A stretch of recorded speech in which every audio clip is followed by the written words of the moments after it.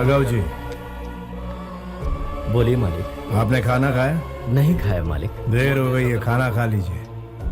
और मालिक आप?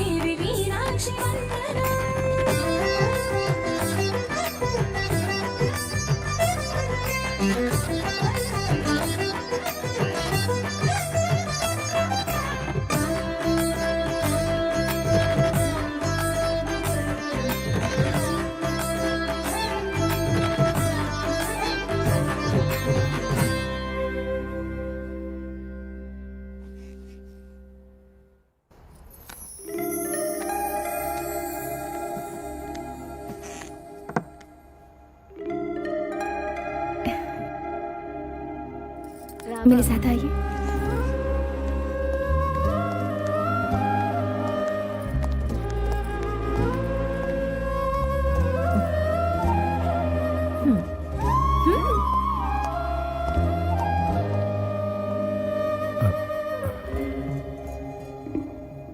दीर्घायुष्मान भव। ये सब क्या है? आप भूल गए आज आपका जन्मदिन है।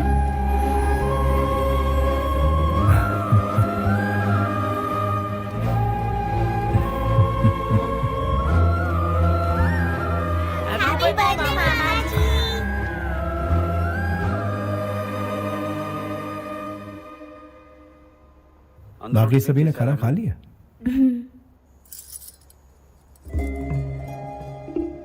पता नहीं ये दिन दोबारा आएगा या नहीं। ऐसा क्यों कह रहे हैं? 2 बार मौत आकर मुझे छू कर चली गई।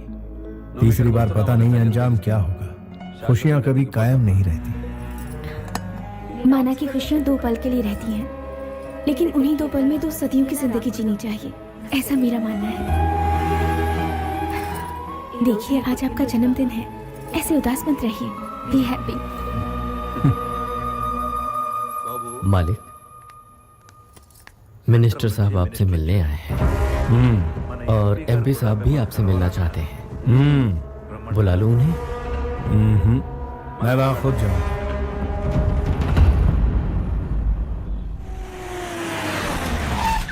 लो वो आ गया, मैं उन्हें लेकर आता हूँ। आप अंदर जाइए ना, जाइए। हे, शुरू जाओ, चलो चलो।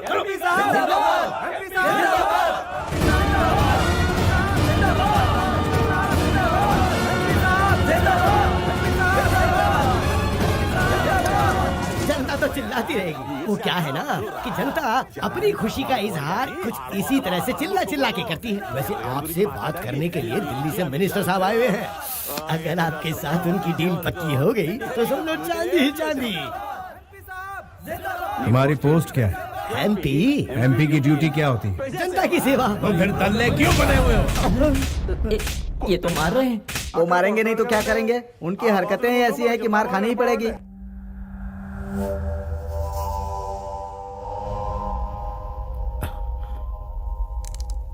सुना है आप मुझसे कुछ कहना चाहते हैं? क्या बात थी, बताइए। तुमने एमपी पे हाथ क्यों उठाया? उन्हें क्या अपने घर का नौकर समझ रखा है? He is leader. बिन पैंदे के लोटे, पॉइंट पर आ। तुम्हारी मदद की जरूरत है हमें। ना लूंगा ना दूंगा। नेक्स्ट। मुझे ऐसा लगता है कि तुम नहीं जानते हो कि मैं कौन हूँ। उतना वक्त नहीं है मेरे पास और तुम्हें जानना मेरे लिए जरूरी नहीं। नेक्स्ट। रिस्क उठाने से डरते हो क्या? डरता हूँ? और मैं बचपन से ही अपना रास्ता खुद तय करता आया हूँ। एक बार मैं ट्रेन को रोकने के लिए उसके सामने दौड़ पड़ा। ट्रेन तेजी से आ रही थी, उसमें भारी भीड़ थी। 10 इंच की दूरी पर आकर ट्रेन रुक गई। इसे तुम क्या कहोगे? रिस्क और क्या? यही हादसा मैं फिर से दोहरा रहा हूँ। एक बार तुम ट्रेन को रोकने के लिए उसके सामने दौड़ पड़े। ट्रेन तेजी से आ रही थी, ट्रेन में भारी भीड़ थी। 10 इंच की दूरी पर आकर वो रुक गई। इसे तुम क्या कहोगे? रिस्क होगा और क्या? जो ट्रेन तुम्हारे सामने है वो कौन है जानते हो? मैं हूँ। अपनी तकलीफ लेकर जो आता है उसे मैं सीने से लगाता हूँ। अपने स्वार्थ लेकर आता है उसे मैं अपनी जूते की नोक पर रखता हूँ। मेरी पावर क्या है ये जाने बिना तुम मुझसे ऐसी बातें कर रहे हो? पावर तेरा? तू तो बिना एड्रेस बिना स्टैम्प का एक खाली लिफाफा है और मैं तलवार की नोक पर राज करने वाला पावर हूँ। तू है लॉटरी, मैं हूँ हिस्ट्री। तुम्हारी हिस्ट्री मेरी हिस्ट्री के आगे 2 कौड़ी की भी नहीं है। अगर मैंने एक स्विच भी दबा दिया ना, हवा के झोंके की तरह उड़ जाओगे। अपने दिल की तसल्ली के लिए जरा अपने उस फैन का स्विच ऑन करके देख ले। तू मुझे गायब करने की बात कर रहा है, मेरा बाल तक नहीं हिलेगा। लेकिन अगर मैंने तहाड़ लगाई तो तेरा नामो निशान मिट जाएगा। मुझ में ईश्वर की दी हुई शक्ति और लोगों का विश्वास है जो मेरे लिए जान तक देने को तैयार है। आजमा के देख, मेरे एक इशारे पर तेरे ही पालतू सड़क पर तेरा मजाक उड़ाएंगे। हिस्ट्री रिपीट होती रहेगी। I'll take it as a challenge। उसी राज्य में जिस राज्य में मैं अभी हूँ, उसी कुर्सी पर बैठकर जिस कुर्सी पर अभी बैठा हूँ, जितेंद्र को तुम्हारी जगह बिठा कर ही दम लूंगा। पूरी ताकत लगा दे, असेंबली के गेट तक नहीं पहुंच पाएगा। तू बीपी का मरीज है, ज्यादा चिल्ला मत, हार्ट फेल हो जाएगा। मेरा बीपी हाई होगा तो कुछ भी सलामत नहीं रहेगा।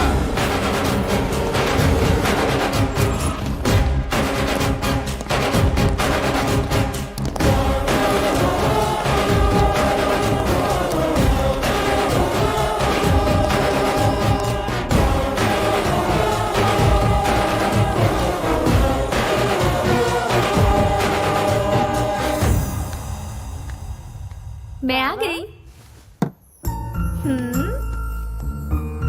क्या बात है, इस वक्त तुम यहाँ? मुझे नींद नहीं आ रही है। आप मेरे साथ बीच पर घूमने चलेंगे क्या? इस वक्त जाएंगे? यही तो सही वक्त है बीच पर घूमने का। प्लीज मान जाइए ना, इनकार मत कीजिए। प्लीज प्लीज प्लीज प्लीज अरे, अरे। प्लीज। अभी रात हो गई, रात तो भी जवान है। लेकिन ये कोई टाइम है?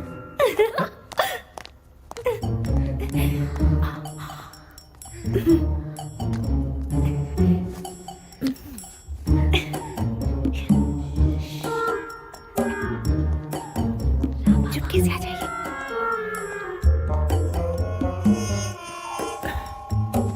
इतनी रात को बड़े मालिक कहाँ जा रहे हैं? रोमांस करने, तुम सो जाओ। मर गए, वो देखो।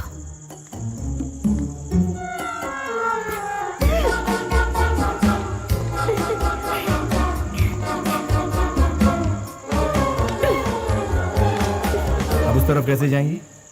जंप। जंप? चलो मुझे उठाओ।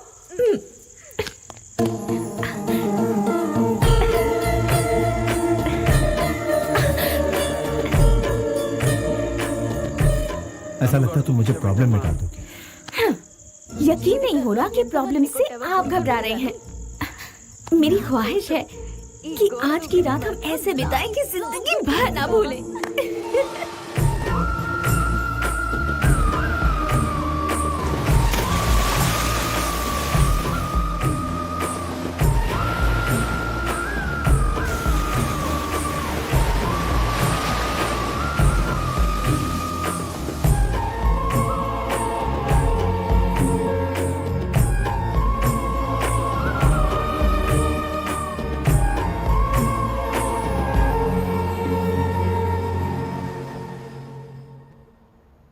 इनकार कर रहे हैं। हाँ भाई साहब।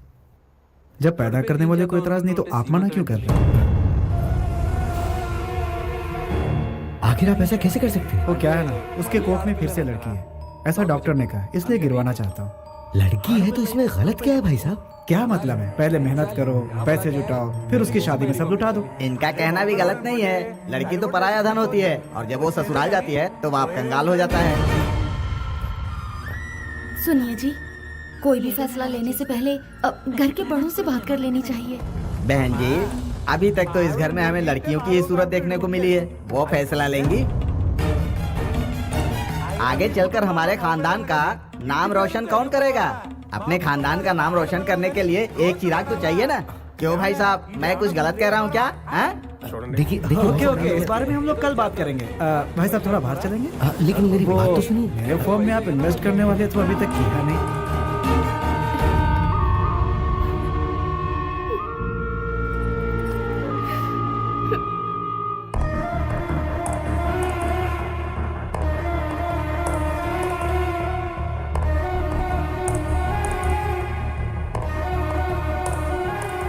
वो हमारे घर की बच्ची के साथ ऐसा जुल्म कैसे कर सकते हैं?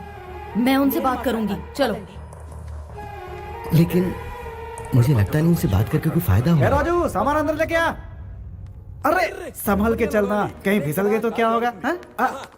नमस्ते सासू माँ, सबकी तबीयत तो ठीक है ना? सबका चेहरा इस तरह से उदास क्यों है? ओहो, आप लोग इस तरह से मुझे घूर करके क्यों देख रहे हैं? बड़ी साली साहब को देखो, वो भी नजर झुकाकर खड़ी है।